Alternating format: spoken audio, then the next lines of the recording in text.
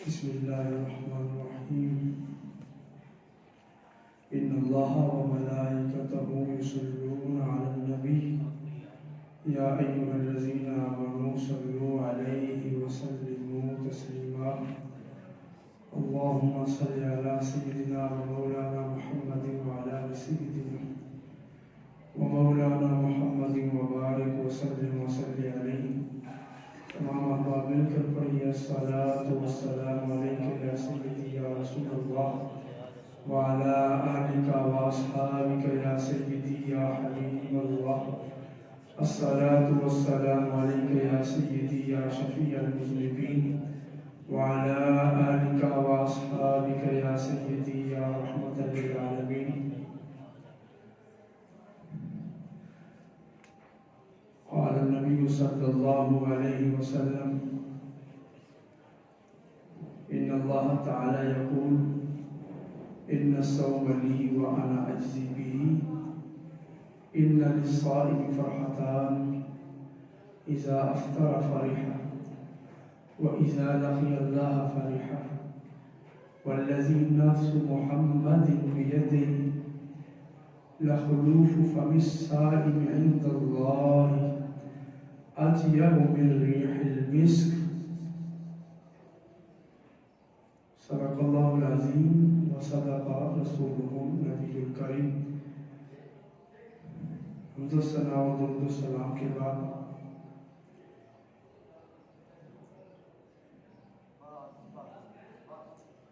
مسند امام اعظم ابو حنیفہ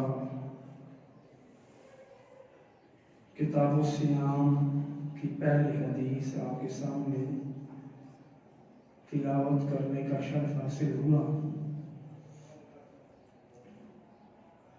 اس سے پہلے سورہ آل عمران کی 150 آیات مکمل ہو چکی ہیں، چونکہ ماہ رمضان قریب ہے تو اس سلسلے میں ماہ رمضان کے کچھ احکام، روزے کے فضائل انشاءاللہ امام اعظم ابو حنیفہ کی حدیث کی کتاب مسند امام اعظم سے کچھ مسائل عرض کیے جائیں گے۔ مالک کائنات ہمیں اس کام میں برکت عطا فرمائے، روزے کے مسائل سیکھنے کی اور سمجھنے کی توفیق عطا فرمائے۔ انشاءاللہ تعالی اس مقدس کتاب مسند امام اعظم سے جو احادیث پیش کی جائیں گی ان کی فنی حیثیت پر بھی بات ہوگی اور علم حدیث کی روشنی میں کچھ گفتگو کی جائے گی۔ حضرت امام اعظم ابو حنیفہ حضرت عطا سے روایت کرتے ہیں اور حضرت عطا حضرت ابو صالح سے اور ابو صالح حضرت ابو ہریرہ رضی اللہ تعالیٰ عنہ سے۔ گویا کہ امام اعظم ابو حنیفہ نے یہ حدیث دو واسطوں سے حضرت ابو ہریرہ رضی اللہ تعالیٰ عنہ سے روایت کی ہے۔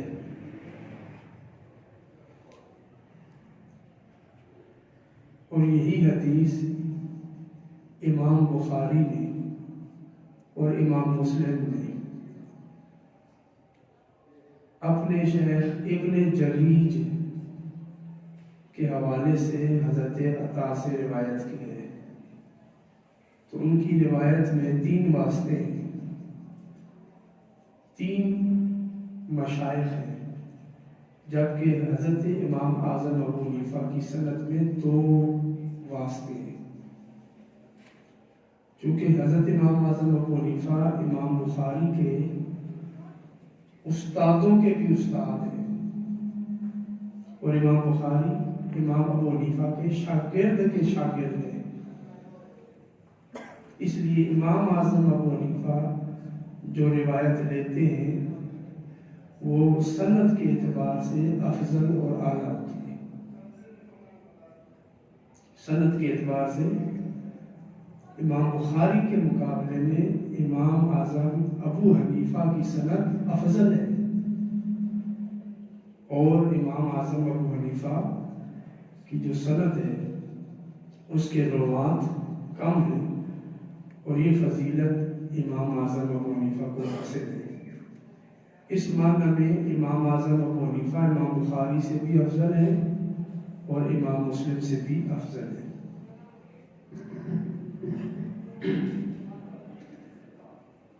تو حضرت عطا نے ابو صالح سے روایت کی۔ ابو صالح یہ مدنی ہے، ان کا نام زکوان ہے، اور یہ تیل کا کاروبار کرتے تھے، تیل بیچتے تھے، بناتے نہیں تھے بلکہ تیل بیچتے تھے، اس لیے ان کو الزیات کہا جاتا ہے۔ ابو صالح الزیات، انہیں السمان بھی کہا جاتا ہے کہ یہ گھی بھی بیچتے تھے سمن سے، تو ابو صالح الزیات السمان، اور یہ مشہور تابعین میں سے ہیں۔ انہوں نے حضرت سعد، حضرت ابو درداء، حضرت عائشہ، حضرت ابو ہریرہ رضی اللہ تعالیٰ عنہ سے روایت کی ہے، اور ان سے آگے ان کے بیٹے سہیل اور عبداللہ نے، صالح نے اور عطا بن ابی رباح نے حدیث روایت کی ہے۔ ان کے شاگردوں میں امام اعمش ہیں۔ امام اعمش فن حدیث کے بہت بڑے امام ہیں۔ 1000 احادیث امام اعظم کہ ان شیخ ابو صالح زیات سے امام اعمش نے 1000 روایات بیان کی ہیں، اور امام احمد نے ان کو ثقہ کہا کہ یہ ثقہ راوی ہے۔ اور حضرت عثمان غنی رضی اللہ تعالیٰ عنہ کے دور حکومت میں جب حضرت عثمان غنی پر حملہ ہوا تو یہ اس وقت وہاں پر موجود تھے، دارالخلافہ مدینہ منورہ میں۔ امام ابو حاتم نے ان کو صالح الحدیث ثقہ کہا ہے، اور کہا یحتج بحدیث، یحتج بحدیث، کہ ان کی حدیث سے دلیل حاصل کی جائے گی۔ اور امام باقی نے کہا کہ یہ 101 سن ہجری میں فوت ہوئے، اور مدینہ منورہ میں ان کا انتقال ہوا۔ گویا کہ امام اعظم ابو حنیفہ کی یہ سند صحت کے اعتبار سے درست ہے، اس کے سارے راوی صحیح، ثقہ اور صالح الحدیث ہے۔ حضرت ابو ہریرہ رضی اللہ تعالی عنہ سے روایت کرتے ہیں۔ امام مسلم نے یہی حدیث حضرت ابو سعید سے بھی روایت کی اپنی دوسری سند کے ساتھ، اور اس میں یہ الفاظ ہیں، ان اللہ تعالی یقول ان الصوم لی وانا اجزی بہ، روزہ میرے لیے ہے اور میں ہی اس کی جزا دوں گا۔ ان للصائم فرحتان، روزہ دار کے لیے 2 خوشیاں ہیں، اذا افطر فرح، جب افطار کرتا ہے تو خوش ہوتا ہے، وَإِذَا لَقِيَ اللَّهَ فَرِحًا، اور جب اللہ سے ملاقات کرے گا تو خوش ہوگا۔ اس روزے کے بدلے میں اسے رب کی ملاقات نصیب ہوگی، تو اس روزے کے بدلے 2 خوشیاں ہیں۔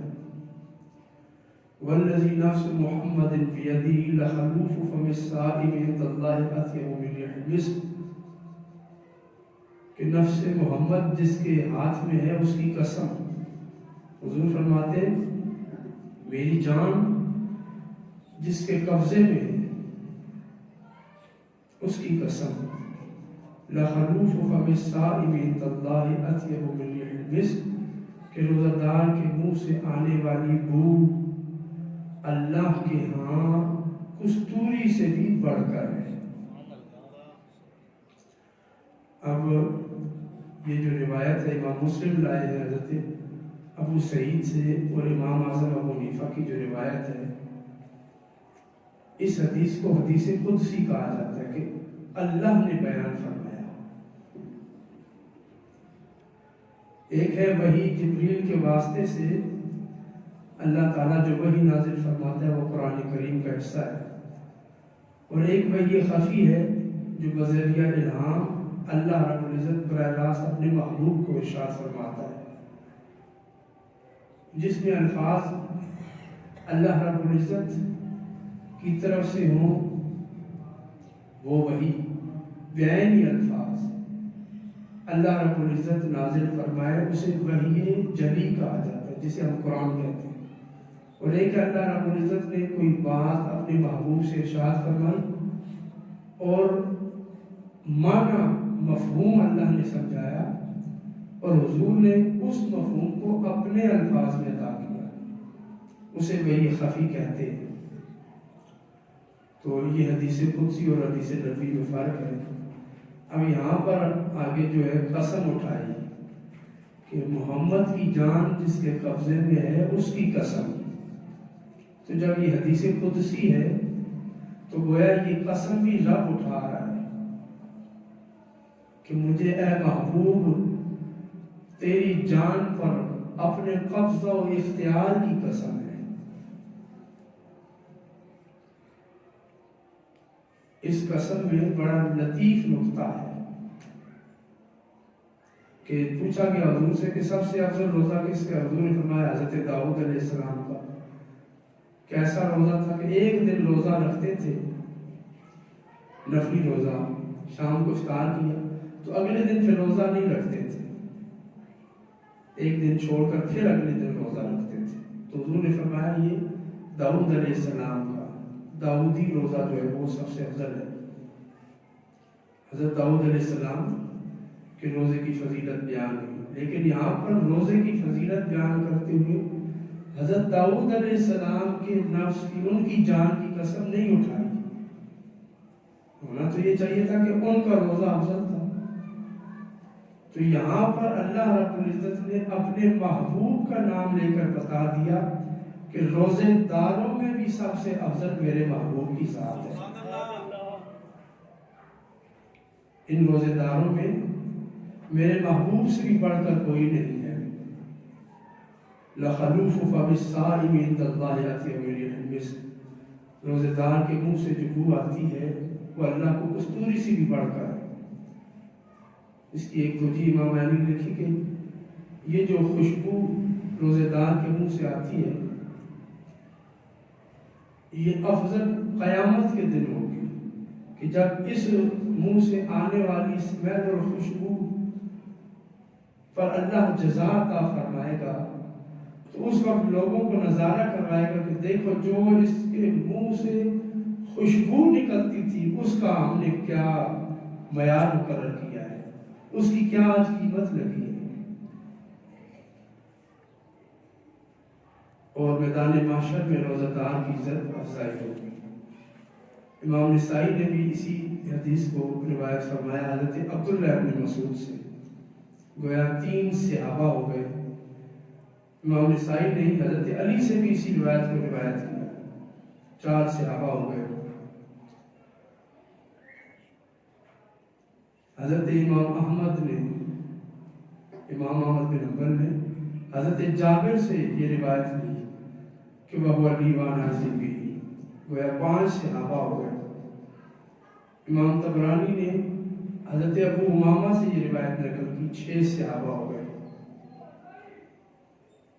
ان 6 صحابہ نے اس روایت کو ذکر کیا ہے کہ رسول اللہ صلی اللہ علیہ وآلہ وسلم نے فرمایا الصوم لی وانا اجزی بہ۔ امام اعظم نے جو الفاظ ذکر کی وہ یہ ہیں، قال رسول اللہ صلی اللہ علیہ وسلم یقول اللہ فرماتا ہے کل عمل ابن آدم لہو الا الصیام،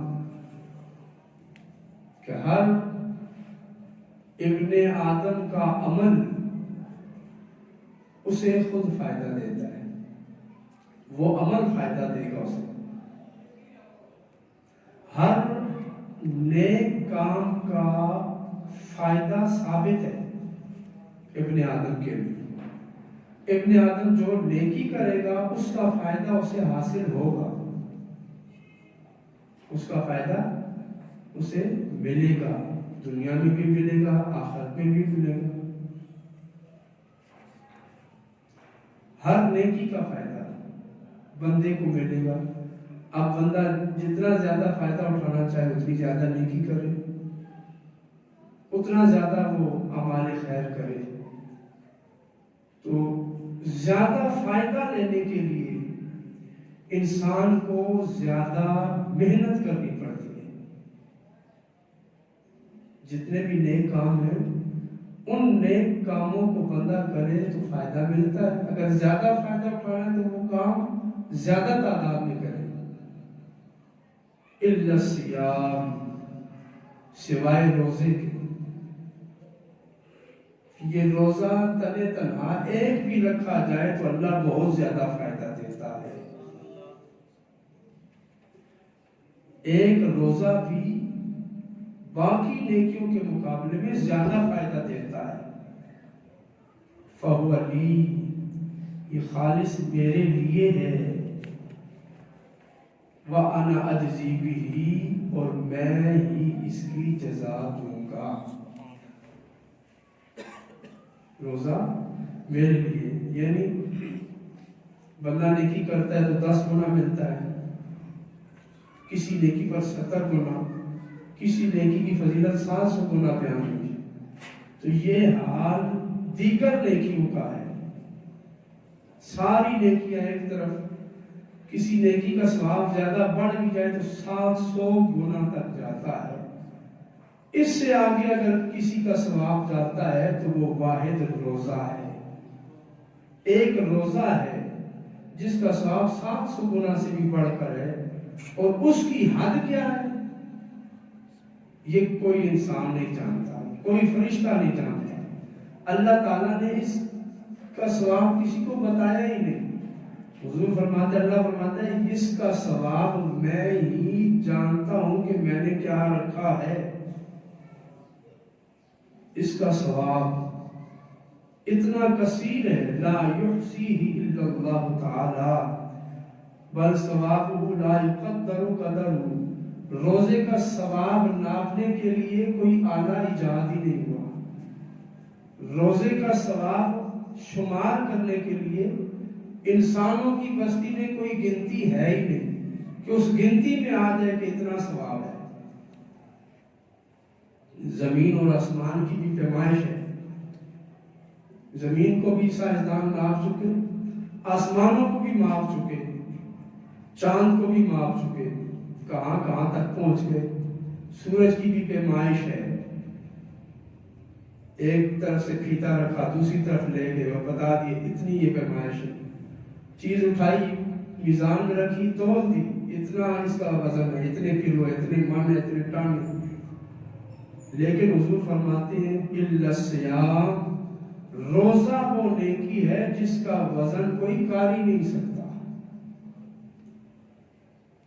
اس کا شمار ہی کوئی نہیں سوائے اللہ کے. وَلِذَلِكَ يَتَوَلَّى جَزَاءَهُ بِنَفْسِهِ وَلَا يَكِلُهُ إِلَىٰ غَيْرِهِ. اس لیے کہ اس کا جو جزا اور ثواب ہے وہ اللہ کے ہاتھ میں، وہ کسی کو نہیں پتا. اس معنی میں حضور نے فرمایا کہ اللہ فرماتا ہے روزہ میرے لیے ہے، یعنی روزے کا جو ثواب ہے وہ میں نے جاری کرنا اور صرف میں ہی اسے جانتا ہوں. یہ انسان کے ذہن سے ہی باہر ہے، یہ سوچ بھی نہیں سکتا کہ اس کا کتنا ثواب ہے. دوسری وجہ یہ ہے لأن سائر العبادات بما يطلع علیہ، جتنی بھی عبادتیں، مثلا نماز ہم پڑھتے ہیں، بندہ نماز پڑھ رہا ہو تو دیکھنے والا دیکھ کے پہچان جاتا ہے کہ یہ نماز پڑھ رہا ہے، یا رکوع میں، سجدے میں، ایسے ہاتھ اٹھائے ہیں. حج پہ کوئی جا رہا ہو تو اس کو احرام دیکھ کے بندہ پہچان جاتا ہے. پاسپورٹ پہ ویزا سٹیمپ لگا ہو پتہ چل جاتا ہے. گلے میں ہار پہنے ایئرپورٹ کی طرف جا رہا ہے پتہ چل جاتا ہے کہ یہ حاجی ہے. اسی طرح زکوٰۃ دینے والا ہے، وہ جب مال کی زکوٰۃ نکالتا ہے فقیر کو دیتا ہے، بتاتا ہے کہ یہ زکوٰۃ کا مال ہے.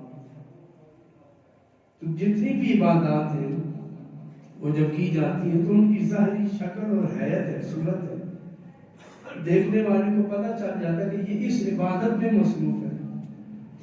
نماز، روزہ، زکوٰۃ، حج، تمام عبادتوں میں واحد روزہ ایسی عبادت ہے جس کا ظاہر کے ساتھ کوئی تعلق نہیں ہے کہ کوئی دوسرا دے کے پہچان لے کہ اس کا روزہ ہے، کیونکہ روزہ تو صرف نیت کا نام ہے۔ کھانا پینا چھوڑنا اس کی نیت کا نہیں، صبح شام تک بندہ بھوکا ہے، مسجد میں آ رہا ہے، واپس جا رہا ہے، اتنے بندے بیٹھے، کوئی کسی کو دیکھ کے نہیں بتا سکتا کہ اس کا روزہ ہے۔ بازار میں چلتے پھرتے ہیں لوگ، کوئی کسی کو دیکھ کے نہیں بتا سکتا کہ یہ روزے میں۔ تو باقی ساری عبادتوں کی کوئی نہ کوئی علامت مقرر ہے، واحد یہ روزہ ہے کہ یہ بندے اور رب کے درمیان راز ہے، بندے اور رب کے درمیان راز ہے کہ صبح نیت کی جاتی ہے وَبِصَوْمِ غَدٍ نَوَيْتُ مِنْ شَهْرِ رمضان، زبان سے الفاظ کہنا مستحب ہے لیکن لازم نہیں کہ یہ کہیں گے تو روزہ ہو۔ دل میں ہی نیت کر لی کہ میں کل کے روزے کی نیت کرتا ہوں تو روزہ اس کا ہو گیا۔ تو یہ راز ہے، اور اس راز سے صرف خدا واحد جو ہے وہ آشنا ہے، وہی جانتا ہے کہ کس نے روزے کی نیت کر رکھی ہے اور کس نے نہیں کر رکھی۔ یفعل خالصا لہ ویعاملہ بہ طالبا لرضاہ وإلی ذلک، اس لیے فرمایا الصوم لی کہ روزہ میرے لیے ہے۔ کس کی ظاہری علامت کوئی مقرر نہیں ہے۔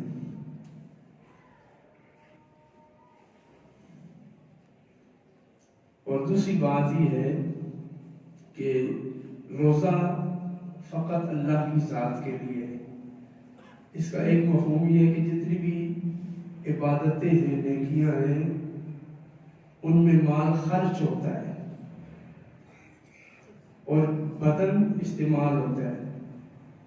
مثلا آپ نماز پڑھیں، تھوڑی سی محنت کرنی پڑتی ہے، جسم کو حرکت دینی پڑتی ہے، جسم کو متحرک کرنا پڑتا ہے، ہاتھ اٹھانے، رکوع میں جانا، سجدے میں جانا، سلام پھیرنا ہے، تشہد کے لیے انگلی اٹھانی ہے، حرکت ہے۔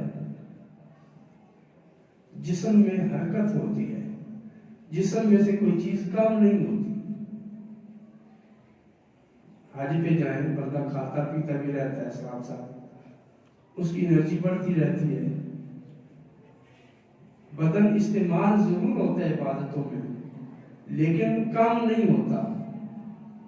لیکن واحد روزہ ہے جو جسم کو توڑ کے رکھ دیتا ہے، بدن کو کمزور کر دیتا ہے۔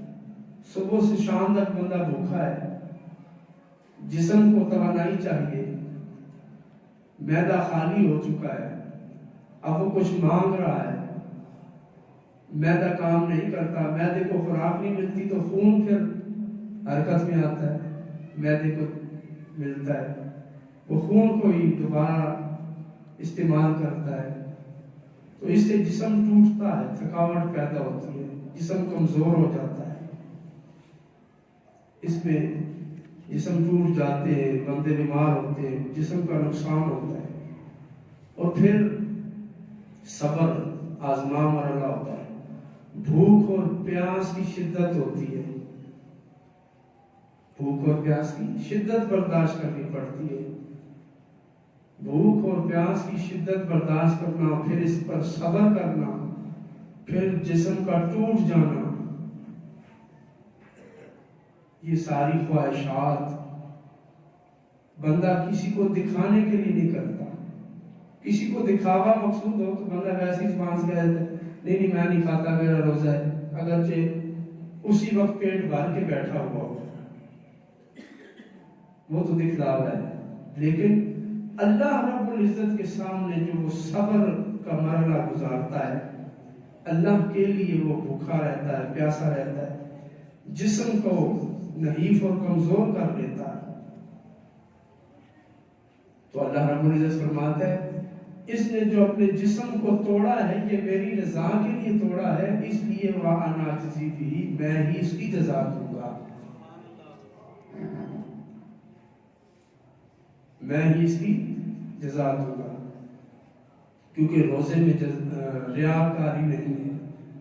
ریاکاری سے یہ عمل بالکل مقرر ہے. بحیثیت عمل جب روزہ رکھا ہوا ہو تو اس میں ریاکاری کا عنصر نہیں کہ کوئی دیکھ کے یہ نہیں بتا سکتا اس کا روزہ ہے.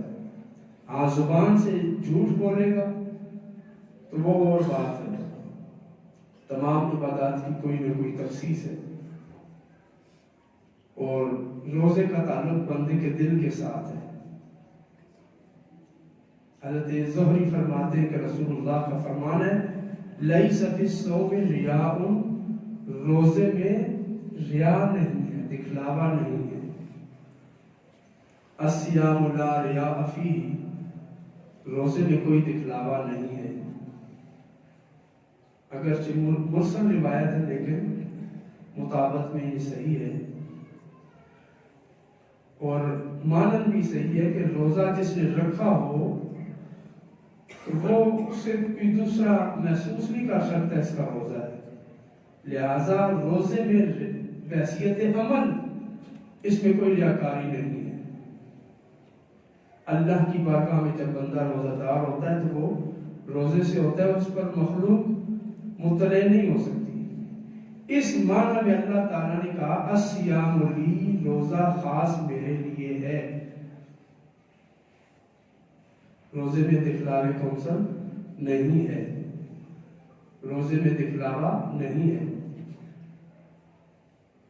اور اس کی ثواب کی تعیین اللہ رب العزت خود فرمائے گا.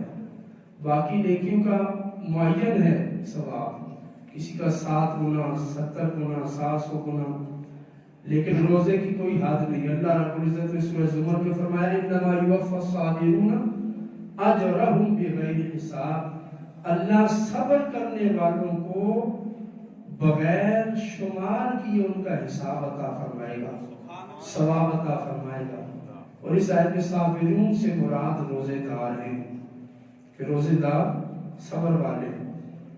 صائم کو صابر بھی کہتے ہیں کیونکہ وہ اپنی شہوات من پسند چیزیں چھوڑ دیتا ہے، لذتیں چھوڑتا ہے، اس معنی میں وہ صابر ہے. امام حافظ ابن حجر اسقلانی فرماتے ہیں،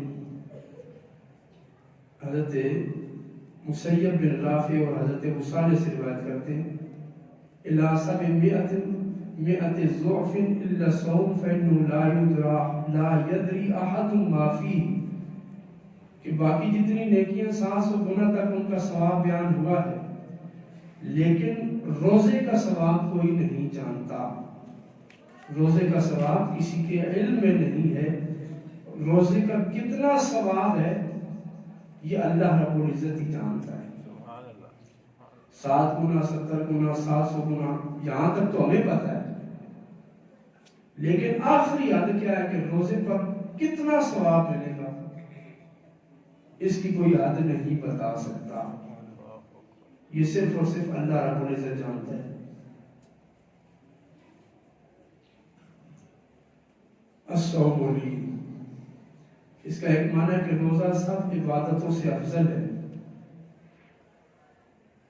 حضرت ابو امامہ رضی اللہ تعالی عنہ نے پوچھا یا رسول اللہ کوئی افضل عمل بتائیں مجھے، تو حضور نے فرمایا علیک بالصوم، تجھ پر روزہ لازم ہے، یعنی افضل عمل روزہ ہے. فإنه لا مثل له، روزے کے مثل کوئی عبادت نہیں ہے. روزے کے مثل کوئی عبادت نہیں ہے. یہ حضرت ابو امامہ کے حق میں. وغیرہ عبادتوں میں سب سے افضل عبادت نماز ہے، اور نماز کے بعد روزہ ایسی عبادت ہے کہ جس کے برابر کوئی عبادت نہیں ہے. اللہ رب العزت نے روزے کو کتنی خوبصورت توجیہ دی. جیسے عظمت کے طور پہ کہا جاتا ہے کہ بیت اللہ ہے، اللہ کا گھر. قرآن کریم میں حضرت صالح علیہ السلام کی اونٹنی کو کہا ناقۃ اللہ، وہ اللہ کی اونٹنی ہے. حضور کے ہاتھ کو کہا ید اللہ، یہ اللہ کا ہاتھ ہے. تو اسی طرح روزے کی طرف اپنی نسبت کی الصیام لی، یہ روزہ عبادت ہے میرے لیے، یہ روزہ میرا ہے. تو امام سندھی فرماتے ہیں کہ یہ جو اضافت ہے نا صیام لی، عظمت کے لیے، روزے کی عظمت اور رفعت بتانے کے لیے کہ روزہ اتنی عظیم عبادت ہے اور اتنی اس کی عظمت ہے کہ اللہ نے اس کی نسبت اپنی طرف کی ہے. اور اپنی طرف کیوں کی ہے؟ کہ اللہ رب العزت کی صفات میں سے ایک صفت ہے کہ وہ ساری مخلوق کو کھلاتا ہے اور خود کھانے پینے سے پاک ہے. تو جو بندہ صبح سے شام تک اللہ کی رضا کے لیے کھانے اور پینے سے بچتا ہے، وہ اللہ کی صفت کو اپنا لیتا ہے. اتنے وقت میں اللہ کی صفت کا وہ اظہار کر رہا ہوتا ہے، اپنی شہوات چھوڑتا ہے، کھانا پینا چھوڑتا ہے، لذتوں کو چھوڑتا ہے. تو اس حوالے سے روزے دار کی مناسبت یہ فانی ہے، اللہ کی ذات باقی ہے. یہ فانی جب اپنی نسبت اللہ کی ذات کے ساتھ لگاتا ہے اور مناسبت پیدا کر لیتا ہے کہ میرا خالق کھانے پینے سے پاک ہے، میں بھی صبح سے شام تک کھانے پینے سے مبرہ ہو گیا، میں بھی نہیں کھاتا. فرق یہ ہے کہ وہ نہیں کھاتا پھر بھی وہ طاقتور اور قوی ہے. ہم نہ کھائیں تو ہم کمزور ہیں، ہم مخلوق ہیں، فانی ہیں، وہ باقی ہیں. لیکن ہم ایک مناسبت پیدا کر لیتے ہیں رب کی ذات کے ساتھ کہ وہ کھانے پینے سے مبرہ ہے، منزہ ہے، اور ہم کھانے پینے کے محتاج ہیں، لیکن اس کے باوجود کھانا پینا چھوڑ دیتے ہیں. یہ جب ہمارے عمل کی مناسبت اللہ کی ذات کے ساتھ ہوتی ہے تو اللہ فرماتا ہے الصیام لی، اس بندے کا روزہ میرے لیے ہے. اس کی مناسبت میرے ساتھ ہو گئی ہے، اس نے اپنا تعلق میرے ساتھ قائم کیا، میرے جیسا اپنے آپ کو بنانے کی کوشش کی ہے، اس صفت میں میرے جیسا ہونا چاہتا ہے، اس لیے انا اجزی بھی، میں اس کو جزا دوں گا. اسی طرح حضرت شیخ احمد بن ادریس مغربی فرماتے ہیں کہ اللہ کی یہ صفت ہے کہ وہ کھاتا نہیں بلکہ سب کو کھلاتا ہے. تو بندہ جب خود نہیں کھاتا تو نہ کھا کر رب کی قربت کی طرف جاتا ہے. اس معنی میں اللہ کے اخلاق کے ساتھ اس نے اپنے آپ کو متخلق کر لیا، جیسا کہ حکم تخلقوا باخلاق اللہ، اللہ کے جو اخلاق ہیں وہ اپناؤ. مثلا اللہ رحمان ہے، رحمت کرنے والا ہے، تو تم بھی دوسروں پر رحم کیا کرو. اللہ رب العزت رحیم ہے، اللہ رزاق ہے، دوسروں کو کھلاتا ہے، تم بھی کھلاؤ. اللہ تعالیٰ غفار ہے، معاف کرنے والا ہے، تم بھی مخلوق کو معاف کرو. تو یہ جو اللہ کی صفات ہیں یہ اپنے اندر پیدا کرو. تو ان میں سے اللہ کی ایک صفت ہے کہ وہ کھاتا نہیں ہے. تم خود نہ کھاؤ بلکہ مخلوق کو کھلاؤ، مخلوق کی داد رسی کرو. اس معنی میں حضور نے فرمایا صیام لی وانا اجزی بھی، کہ روزہ میرے لیے ہے اور میں اس کی جزا دوں گا. کہ جو کھانے پینے سے اپنے آپ کو مبرہ کر کے اللہ کی ذات سے مناسبت پیدا کرتا ہے، اللہ کی ایک صفت کو اپنے اندر پیدا کرتا ہے محدود وقت کے لیے، تو اس پر اللہ رب العزت اسے جزا دے گا. اس لیے فرمایا الصیام لی وانا اجزی بھی.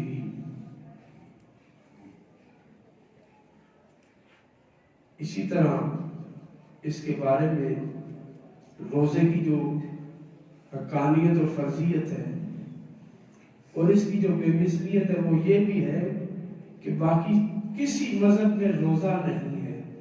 جتنے بھی شرکیہ مذہب ہیں، ہندوازم ہے، ستارہ پرست ہیں، بتوں کی پوجا کرنے والے ہیں، کوئی حج کی طرح ان کے طواف کرتے ہیں، جھکتے ہیں بتوں کے آگے، چاند کے آگے جھکتے ہیں، جیسے ہم نماز پڑھتے ہیں.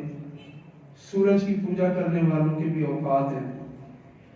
ہم صدقہ کرتے ہیں اللہ کی رضا کے لیے، وہ اپنی مورتیوں پر جا کے دودھ چڑھاتے ہیں، ان کے ہاں بھی کوئی نہ کوئی صدقے کا تصور موجود ہے.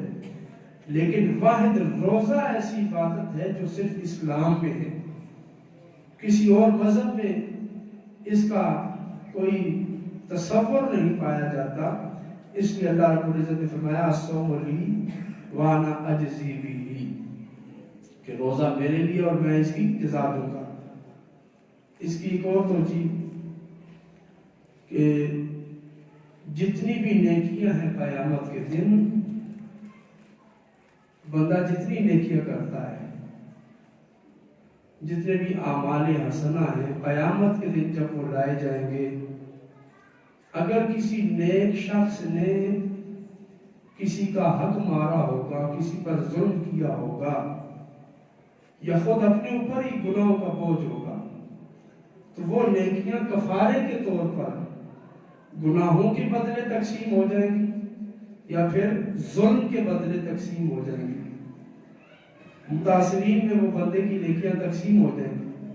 صرف واحد روزہ ایسی نیکی ہے کہ جو کسی کے بدلے میں نہیں جائے گی، بلکہ اللہ رب العزت اس روزے کو خاص اپنے لیے مختص فرما رہا ہے۔